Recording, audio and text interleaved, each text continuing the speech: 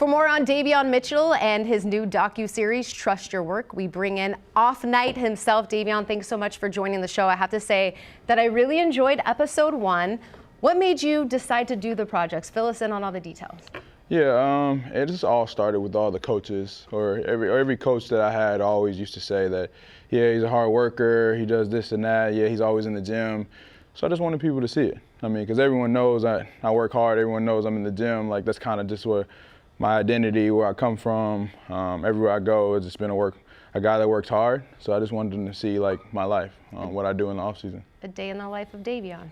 Perfect. Yeah. I like it. I mean, that's something that stood out, I think, to both of us, was when you were talking about your time in college. You know, most of the time college kids are out partying, going out drinking. You didn't do any of that. You were in the gym, you were working hard. Was that tough for you, being in college and staying that focused? It wasn't tough for me because I don't think never in my life I never enjoyed going out. I never enjoyed being around a lot of people and celebrating for nothing. Yeah. I mean, like, I celebrated for draft. That was the only time I actually went out. That's worth it. Yeah, but after that, it's like, I don't got nothing to celebrate. Like, what am I going out for? I got a goal that I have to accomplish, and that's what I'm trying to get to. Makes sense. You want to wait for something worth celebrating. Right. Yeah. Like, when I'm done playing basketball, then I can celebrate all I want. Yeah. That's true. That's true. Yeah. That hard work and dedication that we saw you talk about in episode 1, we certainly saw that in your rookie season. In your opinion, how would you grade yourself your first year in the league? On what scale? Well, just in general. I think I had a pretty good rookie season. At the beginning of the season, I didn't shoot the ball well, but that's okay with rookies. My first year in the league, kind of adjusted to the speed and things like that. And then towards the end, I start feeling myself. I start feeling good. I start feeling a lot more confident. My legs was under me. It was just I was playing with freedom. Heading into year 2 now, and you've got a new coach coming in, as we know, Mike Brown, who's still got some unfinished business with the Warriors. But I'm just kind of curious your thoughts on him. It seems like he's a defensive mind. Obviously, we know you like defense too. What are your thoughts on him? How do you think that you can grow under him? Yeah, I mean, I didn't really know too much about any of the coaches. Like, people ask me, who you want your coach to be? I'm like, yo, I don't. It's my first year in the league. I don't know. Yeah. Like, I really don't know any of these coaches. But just hearing a lot of good things from his former players and people like that. He's a defensive-minded coach, and which is good for me just because I love defense. I mean, as you can see, that's kind of been my motto. I play defense. Night. Yeah, so it's like learning things from him. I mean, because I don't really know everything about defensively. So learning the different schemes and just a better way to help us win. I have to ask you, because I know in your docu-series you talk about like you really getting serious about basketball sort of in high school. When did you realize you're like, I'm pretty good, like I think that I can play on the highest level? When did I realize I was that good? I would probably say more towards 9th grade. When I was a freshman, I played varsity and I started varsity, and I was really good. Like, I honestly broke some records.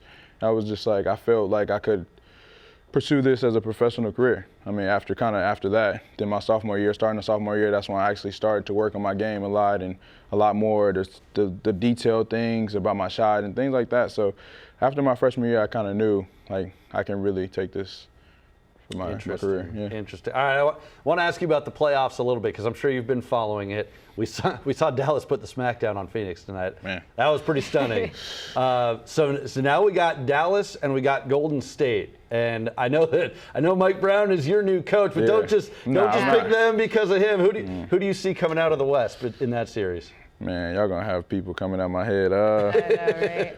Break it down for me. You don't have to pick a winner, but like you can just say what you like from both. Yeah. Okay, I think it would be hard for Dallas to stop the Warriors because the way they play, the way they move the ball, and they got Steph Curry and Jordan Poole. They can pick on people, but also Dallas got a lot of people they can expose. Well, not expose, but they can pick on people. They got guards like Jalen Brunson, Spencer Dinwiddie, and Luka, of course, that can just pick on those guards that don't really like guarding like that. So it's like it's kind of up in the air. I mean, whoever has the best defensive mindset or scheme is going to win that series because they both can score the ball at a high level. They both got guys who can create. They both got some good defenders. So it's like it's going to be a tough series. Should be a lot of fun. It is. Those two. I mean, Pop the corn. For sure. I'm curious, when you're watching the playoffs, like, do you enjoy it? Does it motivate you because you want to get to that level? What's it like for you watching the playoffs? Yeah, for sure. It's like, mean, I say it all the time every time I watch a game, because honestly, I haven't been watching so many games. I've just been working out, because we kind of work out at the times that they play the playoffs. So it's like, I don't really get to see too much, but I definitely had to see today. Yeah. And so it's Couple like, game sevens. yeah, for sure. But when I do watch, it's more like, yeah, I can't miss this. Like, this is the most fun basketball you'll ever see. I mean, everyone's locked in, like, so many schemes that you gotta go through. You play them you gotta beat them 4 times, and it's so much fun just to watch it. Yeah. It was so much fun watching episode 1. When can we expect to see episode 2? Ooh. And what can we expect out of episode 2? Because I feel like we really got to know you in episode 1 and sort of like your work ethic and like what you're about, which was so much fun. I think I don't know when, but it will be soon. I mean, because we got a lot of things that we didn't show in Baylor, because we was at Baylor for a long time. You've seen like a couple clips from Baylor, but it wasn't really that. So it's like you've seen Miami clips, but now it's like more Baylor clips. So you'll see a lot more, probably some of my coaches, a lot more of my friends, teammates at Baylor, just the life that I lived when I was at Baylor. So you kind of see the same thing. So Nice. it'd be more, I would say it'd probably be more basketball. I mean, because a lot of people know me from this episode, so it'd probably be more basketball, more workouts and the one-on-ones and more competitive things that I did when I was there. All right. Well, Can't wait for that. Seriously, we Yeah, can't it's wait gonna to be watch episode Yeah. 2. We can't wait to watch your sophomore campaign and hopefully watch you guys end this 16-year playoff drought. I know that's heavy. For sure. We're gonna get there. Appreciate you coming on. Thanks Thank for you, coming on, guys. man. Thank Good you. stuff.